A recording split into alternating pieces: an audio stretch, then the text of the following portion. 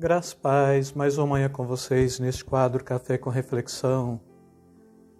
E como sempre, antes de começar, 3 palavrinhas. Faça sua inscrição, deixe o seu like e ative o sininho. E esta semana eu venho falando para vocês dos 3 períodos da história da pré-modernidade, modernidade, pós-modernidade, a igreja dentro destes 3 contextos. Depois eu falei da igreja sem centro, né? Depois eu falei da igreja em que Cristo está do lado de fora. Depois eu falei da igreja revelação do que estava oculto das gerações passadas, revelado a nós nestes últimos tempos, que é Cristo em vós, esperança da glória. E hoje eu gostaria de findar esta semana trabalhando com vocês somente um versículo do Salmo 23 e um versículo de João 10. E quero tecer aqui um comentário de reflexão mesmo, neste quadro bem sugestivo, né? Café com Reflexão. Salmo 23, versículo 1, é um salmo de Davi, e é o próprio Davi quem está falando. O Senhor é o meu pastor e nada me faltará. E ainda em João, no capítulo 10, versículo 11, é o próprio Jesus que está falando. Eu sou o bom pastor dá a vida por suas ovelhas. E parando para analisar este salmo, com esta referência de João 10, 11, seria necessário também ter uma leitura do Salmo 24, porque o Salmo 24 apresenta o Senhor como sendo o Rei da Glória, que diz mais ou menos assim: levantai, ó portas, as vossas cabeças, levantai-vos, ó portais eternos, para que entre o Rei da Glória. Quem é o Rei da Glória? O Senhor poderoso na batalha, este é o Rei da Glória. Mais ou menos isso é o que está trazendo. E assim, irmãos, tem 2 formas de você ler o Salmo 23, e Davi, ele compreendeu a forma principal. É ele o autor do Salmo, e aqui quando ele está falando, o Senhor é o meu pastor e nada me faltará, ele está falando do ponto de vista de quem conhece o pastor do Salmo. E todas as vezes que a gente for ler este Salmo, a gente tem que ter 2 tipos de abordagem. Ou você há de lê-lo conhecendo o pastor do Salmo, que é este que foi revelado a Davi, ou você há de lê-lo conhecendo o Salmo do pastor. Conhecer o pastor do Salmo, salmodiar, salterium, não é? Vem de toda a proposta de musicabilidade, de todo instrumento que usava-se para celebrar o nome do Senhor. Então, o Senhor é o meu pastor, conhecendo o pastor do Salmo, significa que é conhecer este que então me leva a adorá-lo, a celebrá-lo, a cultuá-lo, a salmodiá-lo. E conhecer o Salmo do pastor é meramente uma leitura seca. Você pode fazer esta leitura conhecendo o pastor do Salmo, e só pode conhecer o pastor do Salmo do ponto de vista de João 4, 23 e 24, adorando em espírito e em verdade. E para qualquer um que queira compreender esta mesma referência fora da perspectiva da revelação da palavra de Deus, mas meramente como um livro de literatura, vai conhecer somente o Salmo do pastor. É um canto de melodia harmoniosa, é poético, é bonito, mas dificilmente será profético. E posteriormente Jesus ele está falando que eu sou o bom pastor, e o bom pastor dá a vida por suas ovelhas. Então este Salmo 23 com João 10, 11 e o Salmo 24 está interligado, porque enquanto o Senhor é o meu pastor no Salmo 23, então eu estou conhecendo o Senhor do Salmo. No Evangelho de João, no capítulo 10, 11, o Senhor é o bom pastor. Então o salmista está usando aqui o conceito de apropriação, ele é meu. E aqui Jesus está se oferecendo como sendo um bom pastor. E quando a gente pega que o Senhor é o meu pastor e o Senhor é o bom pastor, então a gente tem de compreender que esta condição de Jesus como sendo pastor, ele é aquele que nos conduz a pastos verdejantes. Na versão King James traz o conceito de que ele me leva a pradarias ou prados que me faz descansar. Pradaria é uma questão, é uma situação de vegetação também, de muito pastos, não é? Então, assim, como pastor, ele é aquele que ele é meu. E como pastor, ele é aquele que pastoreia suas ovelhas. Mas, no aspecto mais agressivo deste contexto, o Senhor, ele nem é o meu pastor e nem é o bom pastor que dá a vida pelas suas ovelhas, mas no ponto mais agressivo, ele é o Rei da Glória. Então, aquele que é meu pastor, suprindo todas as minhas necessidades para Davi, ele é o bom pastor, suprindo todas as necessidades oferecidas pelo próprio Jesus, que dá a vida por suas ovelhas, mas ele é aquele que triunfa, ele é aquele vitorioso, ele é aquele da guerra para conquistar e redimir a alma humana. E neste contexto, porque o Senhor é o Rei da Glória. Então a gente vai compreender bem nisto a possibilidade do Senhor Jesus como sendo bom pastor, o meu pastor, mas sendo ele também o próprio Rei da Glória.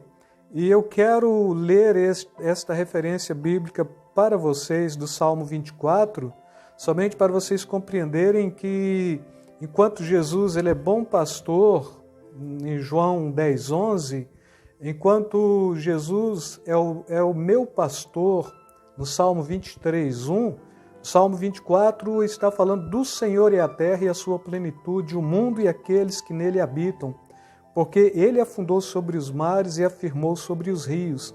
Quem subirá ao monte do Senhor ou quem estará no seu lugar santo? A pergunta é assim, quem vai morar no céu? Praticamente esta é a pergunta que Davi está fazendo. E depois ele responde, aquele que é limpo de mãos e puro de coração, que não entrega a sua alma à vaidade e nem jura enganosamente.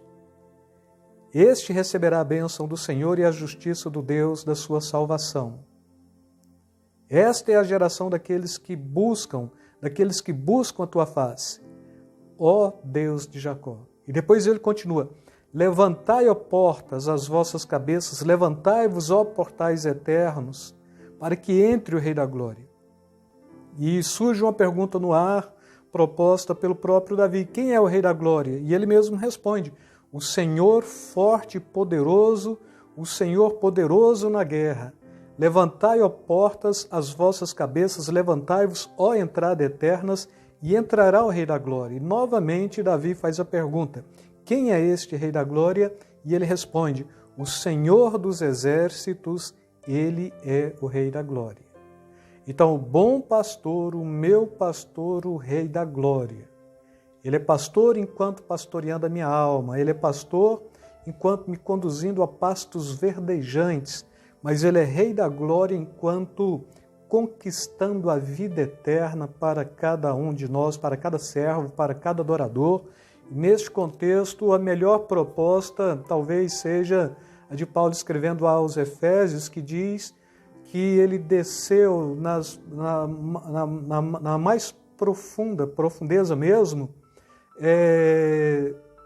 levou o cativeiro e deu dons aos homens. Então, praticamente aqui, quando está falando levantai, ó portas, as vossas cabeças, é o próprio Jesus confrontando todos os portais eternos para resgatar e redimir a humanidade, é o próprio Jesus vencendo a morte, triunfando sobre a morte, triunfando como sendo o Senhor, o Rei da Glória, o Senhor dos exércitos.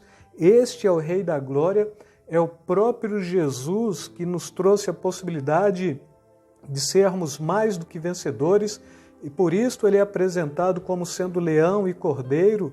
Ele é o cordeiro que tira o pecado do mundo, mas ele é o leão da tribo de Judá, Ainda no livro de Apocalipse também, ele é leão e cordeiro, como cordeiro é o sacrifício perfeito, como leão é aquele que nos protege, aquele que nos livra de todo mal. A Bíblia diz que Satanás ele anda bramando como leão, procurando, rugindo, procurando, andando ao nosso redor, procurando a quem possa tragar, mas é uma pura imitação do leão, porque o leão mesmo é este.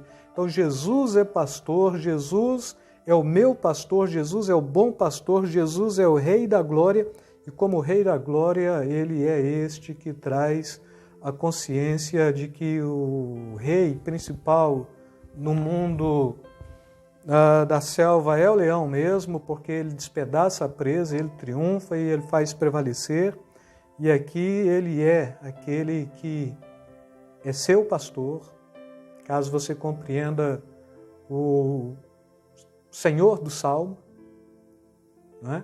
Ele é o bom pastor que dá a vida por suas ovelhas, mas ele também é o Senhor da glória que venceu. E aí ainda, só para findar mesmo, no Evangelho de Mateus, o próprio Jesus está falando no capítulo 16, não é? Sobre esta rocha edificaria minha igreja e as portas do inferno não prevalecerão contra ela. Quando Jesus está falando isto, vai cair muito bem neste contexto de que os portais eternos foram totalmente desbancados, destruídos, para que entrasse o Rei da Glória, não é? 16, 18, que diz assim: pois também eu te digo, tu és Pedro, e sobre esta rocha edificarei a minha igreja, e as portas do inferno não prevalecerão contra ela. Porque Jesus, já no Salmo 24, próprio rei, salmodiador e pastor e general e guerreiro, Davi, ele compreendeu que o Rei da Glória, ele entra pelos portais eternos. E aqui, no versículo 18 do capítulo 16 de Mateus, e o próprio Jesus está falando, e as portas do inferno não prevalecerão contra ela, contra a igreja que ele edificou no seu próprio corpo. E você é membro desta igreja, não significa que você está afugentado dentro da igreja e que o inferno está batendo às portas da igreja para tentar adentrá-la e triunfar sobre a igreja, mas significa totalmente o oposto. É que Jesus já venceu, ele triunfou sobre os portais eternos, e a sua função como igreja do Senhor, como cristão, como servo, como povo de Deus, a nossa função como povo de Deus é compreender que também, se Jesus desbancou as portas do inferno, também nós desbancaremos as portas do inferno, e as portas do inferno não prevalecerão contra ela. Ou seja, a igreja triunfa sobre, e quando triunfa sobre as portas do inferno, cabe à igreja saquear o inferno, cabe à igreja pegar as pessoas que ainda não são salvas e trazê-las para dentro da sua realidade, para dentro da realidade daquele que é o bom pastor, daquele que é o nosso pastor e daquele que é o Rei da Glória. Cabe à igreja saber que as portas do inferno não resistem o poder desta igreja militante, triunfante e que prevalece e que há de prevalecer até a consumação dos séculos. Com isto, quero fechar esta semana deixando para cada um de vocês beijo no coração, beijo na alma, que o Senhor possa vos encher de esperança, esperança da glória mesmo, para vocês compreenderem qual a missão de cada um de nós como membros deste corpo de Cristo que chama-se Igreja. Fiquem na paz, amados.